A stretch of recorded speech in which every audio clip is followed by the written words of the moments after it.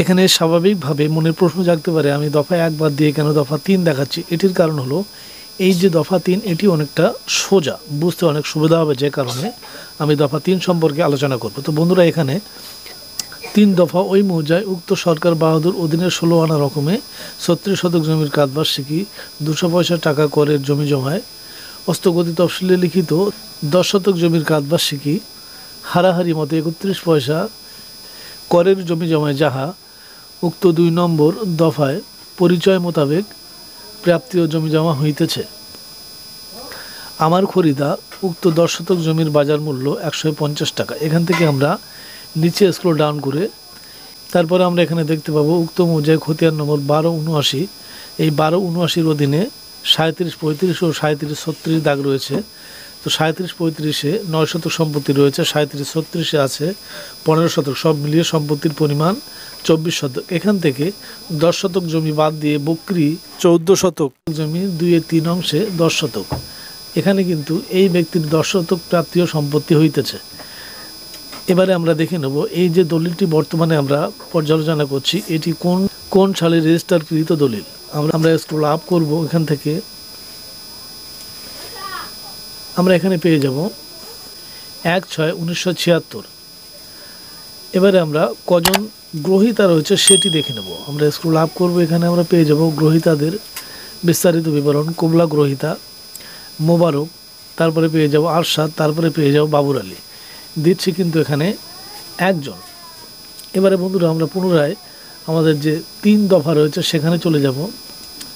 দফা 3-এ আমরা চলে এলাম। এখানে কিন্তু কোথাও উল্লেখ করা নেই যে 3 জন গ্রহীতা কে কতটা পরিমাণ সম্পত্তি পাবে। তো এগুলি আমরা কিভাবে ভাগ করব? আমরা যখন রেকর্ডের জন্য আবেদন করতে বলবো তখনই তো আমাদের সম্পত্তি ভাগ করে লিখতে হবে। তো এই জাতীয় ভাগ কিভাবে হবে সেটি আমরা আমাদের ক্যালকুলেটর যে আলোচনা করব। তো প্রথমে আমরা আমাদের যে ক্যালকুলেটর রয়েছে, ডিভাইসে ক্যালকুলেটর, সেই ক্যালকুলেটর ওপেন করে নিলাম, অথবা আপনার হাতে যদি কোনো ক্যালকুলেটর থেকে থাকে আপনি আপনার হাতের ক্যালকুলেটর নিয়ে নিতে পারেন। এখানে অ্যাট ফার্স্ট আমরা টাইপ করব 10,000। আমরা এখানে 10,000 লিখে দিলাম। এবারে আমাদের প্রাপ্তীয় সম্পত্তি ওখানে কতটা হইতেছে সেটি আমরা এখানে লিখে দেবো। সেটি হলো তার পরিমাণ 10 শতক। এবারে আমাদের সম্পত্তির মোট পরিমাণ আমরা কত সেখানে পেয়েছি। এখান থেকে আমরা বন্ধুরা, আমরা একটুখানি ব্যাকে চলে যাব। এখানে আমরা প্রথমে টাইপ করব 10,000, তারপর এখান থেকে আমরা গুণ করব কতটা পরিমাণ সম্পত্তি আমাদের প্রাপ্তীয় হইতেছে 10 শতক। এটি আমরা ভাগ করব কত দিয়ে, আমাদের সম্পত্তির মোট পরিমাণ 24 শতক। আমরা প্রথমে 24 শতক দেখেছি 2টি দাগে, একটি 15, একটি 9। তো আমরা এখানে 0.24 দিয়ে দেব। দিয়ে আমরা এখানে এন্টার বাটনে ক্লিক করলে আমাদের সামনে কিন্তু চলে আসছে 4166। এটি আমাদের শেয়ারের পরিমাণ। আমরা এই শেয়ারের পরিমাণ দিয়ে হিসাব করব। এবারে আমরা এখানে উদাহরণস্বরূপ যেটি 9 শতক সম্পত্তি যে দাগে রয়েছে সেই 9 শতক সম্পত্তি আমরা এখানে আগে লিখব। আমরা এখানে লিখব 0.09। তারপরে আমরা গুণ করব কত দিয়ে, 4166। এটি আমরা ভাগ করব কত দিয়ে, 10,000 দিয়ে। আমরা এখানে 10,000 টাইপ করলাম, আমরা এন্টার বাটনে ক্লিক করলাম। আমাদের সম্পত্তির পরিমাণ চলে এলো 0.0374, মানে 3.75 শতক। এখানে 94 রয়েছে, আমি 75 শতক ধরে নিতে পারি। তো আমরা এখানে এটিকে ক্রপ করে দেব। এটিকে ক্রপ করে দিয়ে আমি এখানে লিখব 0.0375। এটিকে আমি গুণ করব কত দিয়ে, যেহেতু আমরা 3 জন গ্রহীতা রয়েছে সেক্ষেত্রে আমরা 10,000 শেয়ার 3 দিয়ে ভাগ করলে 33 অংশ চলে আসে, 3-এর 3। তো আমরা এখানে দিয়ে দেব। আমরা এখানে 3টা কেটে একটি 4 দিয়ে দেবো, 33 চৌধুরী দিয়ে দেবো। এটিকে আমরা ভাগ করব কত দিয়ে, 10,000। আমাদের সিম্পল উত্তর চলে আসবে 0.1250। মানে বন্ধুরা, এখানে আমাদের 0.0125 সম্পত্তির পরিমাণ চলে এলো একজন গ্রহীতার। এবারে যদি আমরা 15 শতক একইভাবে হিসাব করি সেক্ষেত্রেও কিন্তু আমাদের হিসাবটা একইভাবে চলে আসবে।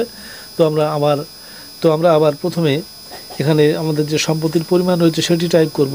একটি 15 শতক ছিল, একটি 9 শতক, আমরা 9 শতকটি করে নিয়েছি। এবারে আমরা 15 শতক টাইপ করব। আমরা এখানে টাইপ করব 0.15। এটিকে আমরা গুণ করব কত দিয়ে, 4166। এটি আমরা ভাগ করব কত দিয়ে, 10,000। 10,000 ভাগ করে আমরা এখানে এন্টার বাটনে ক্লিক করলে আমাদের সামনে চলে আসবে 6.24 শতক। তো আমরা এখানে 6.24 শতক লিখে দেব। এটিকে আমরা কেটে দেব 0.0624। এটিকে আমরা গুণ করব কত দিয়ে, 3, 3, 3, 4, এক্ষেত্রে আমরা 1 বেশি করে ধরে নেব, তাহলে আমাদের সম্পত্তিটার কমার সম্ভাবনা অথবা বেশি বাড়ার সম্ভাবনা কোনোটাই থাকবে না। এবার আমরা এটিকে ভাগ করব কত দিয়ে? পুনরায় 10,000 দিয়ে আমরা এটিকে যদি ভাগ করি আমাদের সামনে চলে আসবে 2.8 শতক। এটি কিন্তু এক একজন গ্রহীতার 2.8 শতক সম্পত্তি চলে আসছে। এবারে যদি আমরা সম্পত্তিটি 2.8 দিয়ে ইন্টু করি, আমাদের সম্পত্তি প্রায় গায়ে গায়ে মিলে যাবে অথবা সোজা সোজা মিলে যাবে। যাই হোক বন্ধুরা, এভাবে করে আমরা যখন রেকর্ডের জন্য আবেদন করব তখনই কিন্তু এইভাবে ভাগ যদি না করতে পারে সেক্ষেত্রে আমাদের লেখা কিন্তু খুব মুশকিল হয়ে যাবে। তো বন্ধুরা, আমরা শেয়ারগুলি কোন কোন কাজে ব্যবহার করতে পারি? শেয়ারের হিসাব দিয়ে আমরা জটিল থেকে জটিলতম হিসাব পরিষ্কার করতে পারি এবং আমাদের যে ওয়ারিশ বন্টন রয়েছে, সম্পত্তি বন্টন ওয়ারিশদের ভিতরে, সেই ওয়ারিশদের ভিতরে থাকা সম্পত্তি কিন্তু আমরা সুন্দরভাবে বন্টন করতে পারি। যেমন ধরুন, উদাহরণস্বরূপ বলা যায় আমার দাদুর কয় ছেলে, সেক্ষেত্রে আমি যদি এখানে লিখি, আমি প্রথমে আমরা টাইপ করব 10,000, এখানে আমরা লিখে দিলাম। 10,000 লিখে দেওয়ার পরে আমরা ভাগ চিহ্ন বসিয়ে দিলাম। এবারে আমার দাদুর কয় ছেলে ও কয় মেয়ে, যদি মুসলিম হিসাব হয় সেক্ষেত্রে আলাদা, যদি হিন্দুদের ক্ষেত্রে হয় সেটিও কিন্তু সম্পূর্ণ আলাদা। তো মুসলিমদের ক্ষেত্রে যেহেতু বিষয়টি জটিল, তো আমি এটাই নিয়ে আলোচনা করব।